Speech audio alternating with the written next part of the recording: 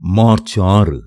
பணியா பணிவா உங்கள் கீழ்ப்படிதல் முழுமையாகும் போது எல்லா கீழ்ப்படியாமைக்கும் தக்க தண்டனை கொடுக்க அப்போஸ்தலராகிய நாங்கள் தயாராயிருக்கிறோம். 2 கொரிந்தியர் 10:6. கர்த்தரது சகல கற்பனைகள் மற்றும் நியமங்களின்படி குற்றமற்றவராய் நடந்து வந்த தனது பெற்றோரிடமிருந்து கீழ்ப்படிதலை கற்றுக்கொண்டான் திருமுழுக்கினன் யோவான். லூக்கா 1:6. அதன் பிரதிபலிப்பாக அவனது ஊழியம் கீழ்ப்படியாதவர்களை திருப்புவதாயிருந்தது. கடவுளது நீதியை நிறைவேற்ற தடை செய்யக்கூடாது என்ற ஒரே காரணத்தினால்தான் அவன் இயேசுவுக்கு திருமுழுக்கு கொடுக்க ஒத்துக்கொண்டான். இயேசுவும் 30 வயதில் தமது ஊழியத்தை தொடங்கும் வரை தமது பூவுலக தந்தைக்கு முன்பாக கீழ்ப்படிதலுடன் நடக்க தம்மை பயிற்றுவித்துக் கொண்டிருந்தார். தமது பரலோக தந்தைக்கு கீழ்ப்படிய வேண்டுமென்ற ஒரே நோக்கமின்றி இயேசு திருமுழுக்கு பெற எவ்வித தேவையும் இல்லை. அவரது கீழ்ப்படிதலின் ஆவியை அங்கீகரிக்கும் வண்ணம் தந்தையானவர், என் அன்பார்ந்த மைந்தர் இவரே, இவர் பொருட்டு நான் பூரிப்படைகிறேன் என்றார். மத்தேயு 3:17. நற்செய்தி பணி என்றாலே விசுவாசத்திற்கு கீழ்ப்படிய மக்களை கூவி அழைப்பதே.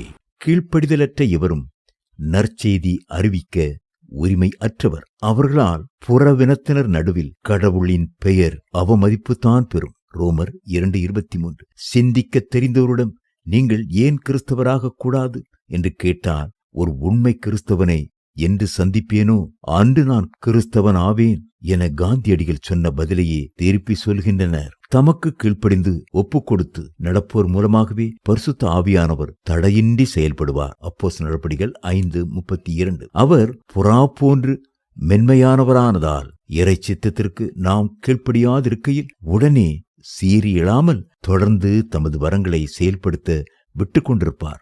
கீழ்ப்படியாமையை விட்டு திரும்பாமலே ஊழியம் செய்து கொண்டிருந்தால் மிக பெரும் அதிர்ச்சியான தீர்ப்பு காத்திருக்கிறது. நான் உங்களை அறியேன், என்னை விட்டு அகன்று போங்கள் என்பதே அது.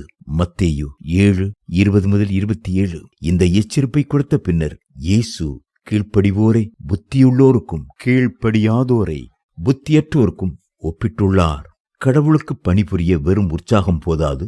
ஒரு தொழுநோயாளனை சுகப்படுத்திய பின் இயேசு அதை ஒருவருக்கும் சொல்லாதே என அவனை கண்டிப்பாய் எச்சரித்தும் அவன் இந்த செய்தியை எங்கும் பரப்பினபடியால் இயேசு வெளிப்படையாய் ஊழியம் செய்ய முடியவில்லை. மார்க் 1:40-45 வரை. கீழ்ப்படியாமை இறைப்பணிக்கு பெரும் தடை.